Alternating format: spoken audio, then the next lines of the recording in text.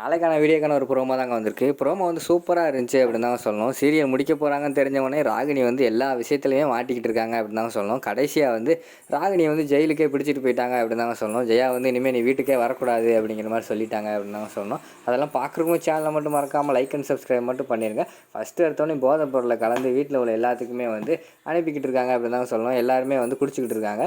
அந்த போதை packet 2 packet இருந்துச்சுல்ல, அதில் ஒரு பாக்கெட்டை கொண்டு போய் வந்து நம்ம இந்திரா ரூமில் வந்து அந்த ரவுடியை வந்து இந்த ராகினி வந்து வைக்க சொல்லிடுறாங்க. சரின்னு சொல்லிவிட்டு அவனும் போய் வச்சுட்டு வந்துடுறான்.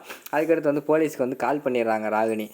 இன்ஸ்பெக்டர், அதாவது ஜெயா அவங்க வீட்டில் வந்து ஒரு பார்ட்டி நடக்குது, அதில் வந்து போதைப்பொருள் நடமாட்டம் அதிகமாக இருக்குது, வந்து என்னென்னு பாருங்கள் அப்படிங்கிற மாதிரி சொல்கிற மாதிரி ஃபோன் பண்ணி சொல்லிடுறாங்க. சரி மேடம், இந்த வாரம் அப்படின்னு சொல்லிட்டு போலீஸ்காரங்களும் மாதம் கிளம்பி இங்கே வந்துடுறாங்க.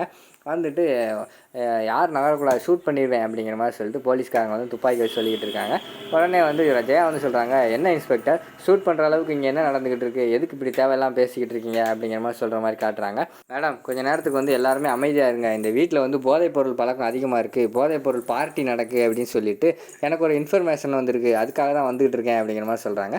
உடனே ராமச்சந்திரன் வந்து சொல்கிறாங்க, என்ன சார் பேசிக்கிட்டு இருக்கீங்க, எங்கள் வீட்டில் போதைப்பொருள் பார்ட்டியா, நாங்கள் வந்து வெளியில் ஸ்டேட்டஸில் எவ்வளோ உயர்ந்தவங்கன்னு கேட்டு பாருங்கள், எங்கள் வீட்டிலலாம் அந்த மாதிரியெல்லாம் நடக்காது அப்படிங்கிற மாதிரி சொல்கிறாங்க. இல்லை சார், எங்களுக்கு ஒரு இன்ஃபர்மேஷன் வந்திருக்கு, அதை நாங்களே செக் பண்ணி பார்த்துட்டு முடிவு பண்ணிக்கிறோம் அப்படிங்கிற மாதிரி வந்து போலீஸ்காரங்களாம் சொல்கிறாங்க.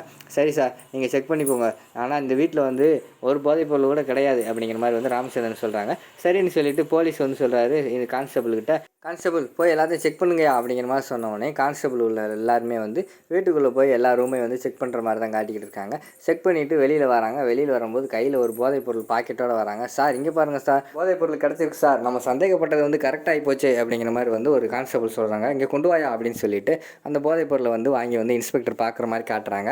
உடனே அதை பார்த்துட்டு, ஆமாம் இது 100% வந்து இது போதைப்பொருள் தான், என்ன சார் நினச்சிக்கிட்டு இருக்கீங்க, இந்த வீட்டில் போதைப்பொருள் பழக்கம் இல்லை, அதெல்லாம் கிடையாது அப்படி இப்படின்னு என்னென்னமோ வாய் பேசுனீங்க, இப்போ பாருங்கள் இந்த வீட்டிலே வந்து போதைப்பொருள் பார்ட்டி தான் நடந்துக்கிட்டு இருக்கு அப்படிங்கிற மாதிரி வந்து போலீஸ்காரங்க சொல்கிறாங்க.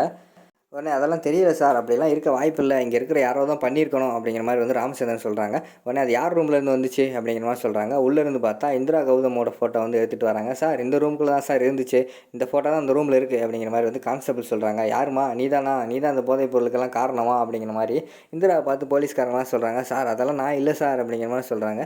உடனே ராகினி வந்து சொல்கிறாங்க, பிடிச்சிட்டு போங்க சார், அவள் தான் சார் எல்லா வேலையுமே அவள் தான் சார் பண்ணுவா அப்படிங்கிற மாதிரி சொல்கிற மாதிரி காட்டிக்கிட்டு இருக்காங்க. ஆனால் இந்திரா வந்து மாதம் இறங்கி, மேடம் கொஞ்சம் நேரம் அமைதியாக இருங்க, அந்த சீனெல்லாம் இங்கே கிடையாது அப்படின்னு சொல்லிட்டு நம்ம ராகினியும் அதுக்கடுத்து அந்த போதைப் பொருள் கொண்டு வந்தால அவங்க 2 பேர் பேசுகிற வீடியோ, வைக்கிற வீடியோ எல்லாத்தையுமே எடுத்து போலீஸ்காரங்க கிட்ட வந்து எவிடன்ஸாக வந்து காட்டிடுறாங்க. காட்டினவனையும் போலீஸ்காரங்க வந்து ஆல்ரெடி அவங்க வந்து போலீஸ்காரங்கிட்ட இன்ஃபார்ம் பண்ணிட்டாங்க. டேரெக்டாக ஹேண்ட் கப் வந்து நம்ம ராகினிக்கு போட போகிறாங்க. சார் என்ன சார் ஹேண்ட் கப் எனக்கு போட போகிறீங்க அப்படிங்கிற மாதிரி வந்து நம்ம ராகினி வந்து பயப்படுறாங்க. சம்மந்தப்பட்ட ஆளுக்கு தான் மேடம் போடணும், வாங்க ஜெயிலுக்கு போவோம் அப்படிங்கிற மாதிரி சொல்லிட்டு கூப்பிட்டு போகிறாங்க.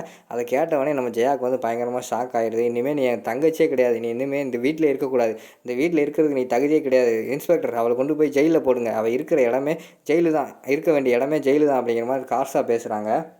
அதோடு பார்த்துக்கிட்டிங்கன்னா இந்த ப்ரோமோ வந்து முடிச்சிடுறாங்க.